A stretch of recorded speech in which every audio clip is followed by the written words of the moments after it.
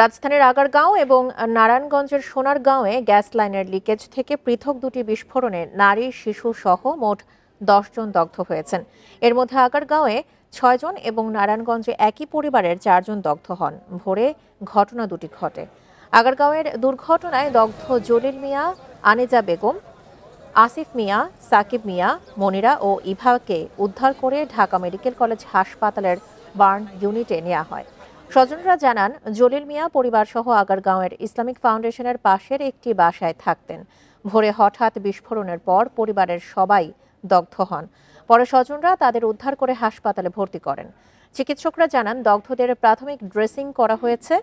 তাদের শরীরের ২ থেকে ১০% পর্যন্ত পুড়ে গেছে। অন্যদিকে নারায়ণগঞ্জের সোনারগাঁওয়ে একই ধরনের গ্যাস লিকেজ বিস্ফোরণে একই পরিবারের দগ্ধ ৪ জনকে জাতীয় বার্ন ইনস্টিটিউটে ভর্তি করা হয়েছে।